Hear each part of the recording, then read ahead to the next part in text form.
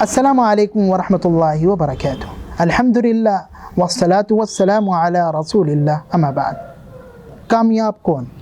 اگر ہم آپ لوگوں سے یہ سوال کریں کامیاب کون، تو ہم میں سے بہت سارے لوگ اس کی تعریف الگ الگ کریں گے۔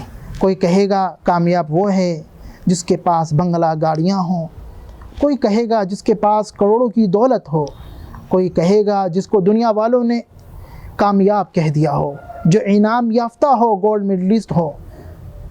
میرے بھائیوں، ہم مسلمان ہیں، ہمیں چاہیے کہ ہم قرآن حدیث میں دیکھیں کہ کامیاب کسے قرار دیا گیا ہے۔ پیارے نبی صلی اللہ علیہ وسلم کی پیاری حدیث ہے۔ اللہ کے نبی صلی اللہ علیہ وسلم ارشاد فرماتے ہیں، قد افلح من اسلم ورزق کفافا وقنعہ اللہ۔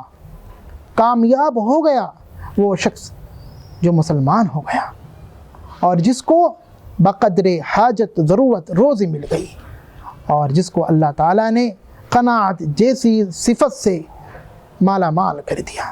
اگر یہ تین چیزیں آپ کے اندر ہیں تو آپ کامیاب ہیں۔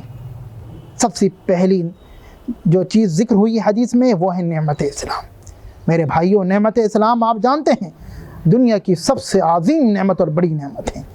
اسی نعمت کو جنتی جب جنت میں داخل ہو جائیں گے یاد کرتے ہوئے کہیں گے، وَقَالُوا الْحَمْدُ لِلَّهِ الَّذِي هَدَانَ لِهَذَا وَمَا كُنَّا لِنَهْتَدِيَ لَوْلَا أَنْ هَدَانَ اللَّهُ۔ تمام تعریف اس اللہ کے لیے جس نے ہماری رہنمائی کی اس کی طرف۔ اور اسی طرح سے میرے بھائیوں، جس کو اللہ تعالیٰ بقدر حاجت ضرورت روزی دے دیں، حدیث میں آتا ہے وَعِنْدَهُ قُوتُ يَوْمِهِ، اور جس کو اللہ تعالیٰ دن بھر کا توشہ، دن بھر ایک دن کا رزق اللہ تعالیٰ اگر دے دیں تو یہ ایک بہت بڑی نعمت ہے جو اللہ تعالیٰ نے اس کو دی ہے۔ اور اسی طرح سے تیسری عادت اور تیسری صفت، اگر اللہ تعالیٰ اس بندے کو قناعت جیسی صفت سے نواز دیں تو یہ بہت بڑی اللہ تعالیٰ اس کو دولت دے دیتے ہیں۔ میرے بھائیوں، اس حدیث سے ہمیں یہ پیغام ملتا ہے کہ ہمیں دنیا کی طرف زیادہ توجہ نہیں دینی چاہیے، ہمیں اپنے حقیقی مقصد کی طرف توجہ دینی چاہیے۔ آخر میں اللہ تعالیٰ سے دعا ہے کہ اللہ تعالیٰ ہمیں حقیقی مومن مسلم بنا، اور اللہ تعالیٰ ہمیں ایسا بندہ نہ بنا جو دنیا کی زیب و زینت میں گم ہو جائے۔ آمین یا رب العالمین۔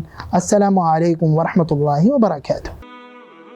اور مزید ویڈیوز کو دیکھنے کے لیے آپ ہمارے YouTube چینل کو سبسکرائب کریں۔ فجزاکم اللہ خیرا۔